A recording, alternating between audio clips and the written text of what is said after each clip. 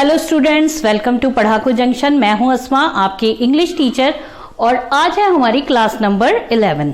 तो आज की क्लास में हम कुछ भी नया नहीं पढ़े, बल्कि हम डिस्कस करेंगे अब तक की जितनी क्लासेज, यानी कि मैंने आपको 10 क्लास अब तक पढ़ाई है, तो उसमें जो चीजें हमने सीखी है हम उन्हीं को डिस्कस करेंगे। मेन ये बात पे बात करेंगे कि जो हमने अब तक सीखा है वो किस तरह से हमारी हेल्प करता है इंग्लिश को एक लैंग्वेज के तौर पे हमारे यूज करने में।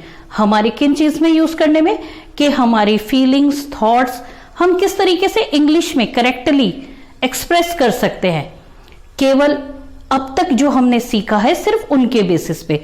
तो ठीक है, सबसे पहले हम अगर बात करें प्रेजेंट इंडेफिनिट टेंस की, प्रेजेंट इंडेफिनिट टेंस हमने बहुत ज्यादा अच्छी तरह और बहुत ही डिटेल में सीखा है। तो प्रेजेंट इंडेफिनिट टेंस आपको अच्छे से आ गया है, ये मैं मान के चलती हूँ।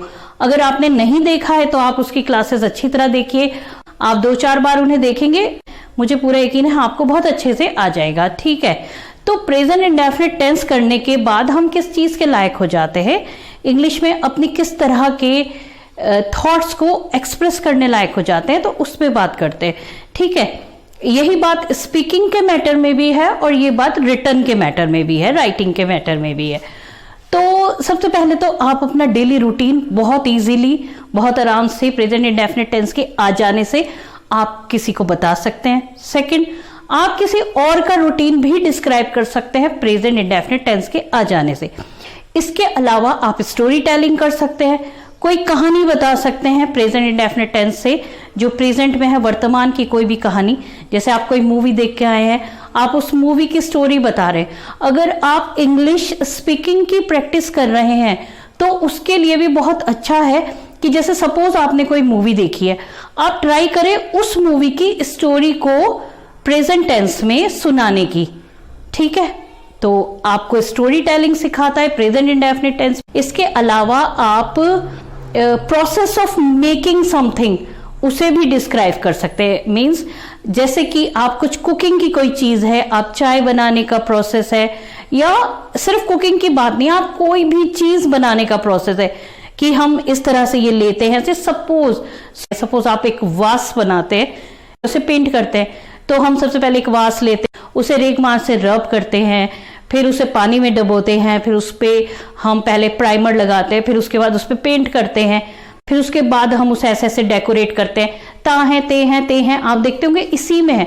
तो आप इसको भी the process of making something, आप किसी भी चीज के प्रोसेस को भी प्रेजेंट इंडेफिनिट टेंस में डिस्क्राइब कर सकते हैं। ठीक है, तो ये हुई केवल और केवल प्रेजेंट इंडेफिनिट टेंस की बात, जो आपको इस लायक करता है कि आप ये चीजें उसमें करेक्टली डिस्क्राइब कर सके।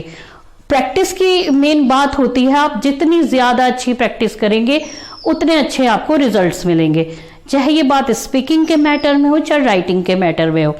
आप ये भी कर सकते हैं, अगर सपोज आप इंग्लिश स्पीकिंग का ही आपको बहुत ज्यादा क्रेज है, तो ये चीजें आप जो मैं आपको सजेशन दे रही हूं आप अप्लाई करके देखिए। लेकिन अगर आप ये सोचते हैं कि आप बिना इंग्लिश लैंग्वेज की कोई और जो इसके पार्ट्स, रीडिंग और राइटिंग, इसे सीखे बिना आप सीधे स्पीकिंग करने लगेंगे तो ये मुश्किल है, क्योंकि ऐसा कुछ नहीं है कि हमें केवल लैंग्वेज की एक चीज सीखनी है, हमें ओवरऑल पूरी लैंग्वेज सीखनी है।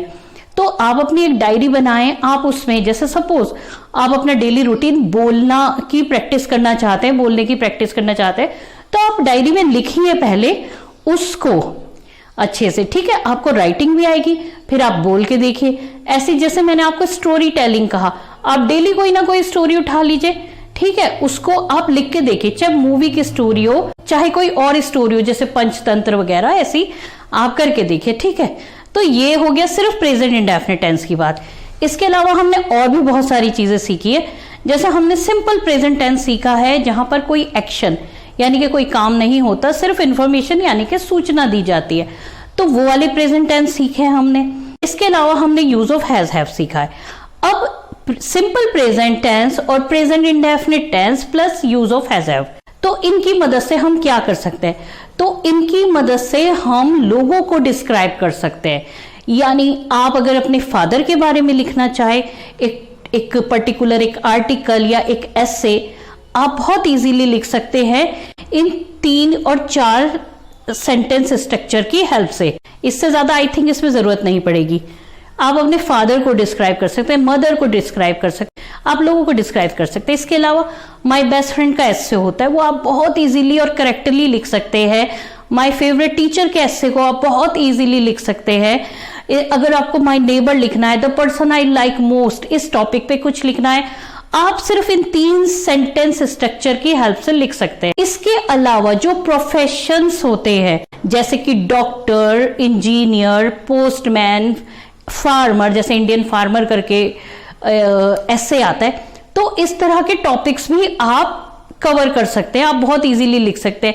जानवरों के ऊपर ऐसे लिख सकते हैं आप, ठीक है।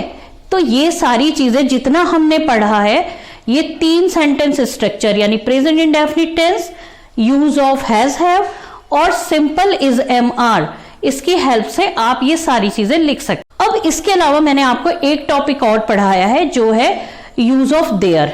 अब इन 3 में हम यूज ऑफ देयर को भी अगर जोड़ ले तो इसकी हेल्प से आप क्या लिख सकते हैं? इसकी हेल्प से आप प्लेसेस को डिस्क्राइब कर सकते हैं, ठीक, जगहों को डिस्क्राइब कर सकते हैं। मींस जैसे कि आप अपने स्कूल के ऊपर माय स्कूल नाम के एस्से को लिख सकते हैं, my house, the government hospital, इस तरह के जितने भी टॉपिक हैं जो जगहों से रिलेटेड है उन्हें भी आप इसमें कवर कर सकते हैं। इसके अलावा आप फैक्चुअल डिस्क्रिप्शन, प्लेसेस का, जगहों का ही मेन फैक्चुअल डिस्क्रिप्शन आता है, या फिर कुछ इस टाइप का भी आ जाता है कि जैसे मॉर्निंग असेंबली है, उसको आप फैक्चुअल डिस्क्रिप्शन करें। तो सिर्फ इतने सेंटेंस स्ट्रक्चर का आपको अगर नॉलेज है तो आप ये सब करेक्टली लिख पाएंगे, ठीक है। तो जो ये मैंने आपको बताया इसे आप बहुत सीरियसली लीजिए क्योंकि ये बहुत काम की चीज है, ठीक है। तो आई होप कि आपको मेरी बात समझ में आई होगी। ये मैंने अलग से क्लास नंबर 11 दिया है, जबकि मैंने इस क्लास में कुछ भी नहीं पढ़ाया है आपको, क्योंकि मुझे लगा कि ये बहुत इंपॉर्टेंट है, आपको इंपॉर्टेंस समझा पाऊं कि अब तक जो हमने 4 टॉपिक करे हैं वो ऐसे ही नहीं करे, मतलब वो किस जगह पर फिट बैठते हैं, वो हमें किस चीज के लायक करता है। इंग्लिश को एज ए लैंग्वेज है क्या? हमारे थॉट्स और फीलिंग को एक्सप्रेस करने का एक मीडियम होती है लैंग्वेज। अब हम हिंदी बोलते हैं तो हम हिंदी में ही अपनी फीलिंग्स और थॉट को एक्सप्रेस करते हैं। तो सेम उसी तरीके से अगर हम चाहते हैं हम इंग्लिश में अपनी बात रख पाए, तो उसके लिए मैंने बताया कि कौन से टॉपिक कवर करता है, इसमें मैंने अच्छे से डिस्कस कर लिया है। ये 4 चीजें पढ़ने के बाद आप इतना कुछ लिखने में आप कैपेबल हो जाते हैं। तो आप सीरियसली लीजिए इन क्लासेस को और इन टॉपिक्स को भी। आई होप कि आपको मेरी बात आपको समझ में आई होगी। अगर इंग्लिश वीक है तो आप रेगुलरली मेरी क्लास अटेंड करते रहिए और इंशाल्लाह आप जरूर बहुत ज्यादा एक्सपर्ट हो जाएंगे, बहुत अच्छी कमांड हो जाएगी इस लैंग्वेज में। अगली क्लास होगी हमारी पास्ट इंडेफिनिट टेंस की, जो मेरे हिसाब से सबसे इंपॉर्टेंट है। इंग्लिश की जितनी भी चीजें हैं उनमें सबसे इंपॉर्टेंट पास्ट इंडेफिनिट टेंस ही है। तो आई होप कि आप उस क्लास को जरूर अटेंड करेंगे। तो बने रहिए मेरे साथ और अपनी इंग्लिश को सीखने के सफर में आगे बढ़ते रहिए। मैं मिलूंगी आपसे क्लास नंबर 12 में। तब तक के लिए बाय बाय।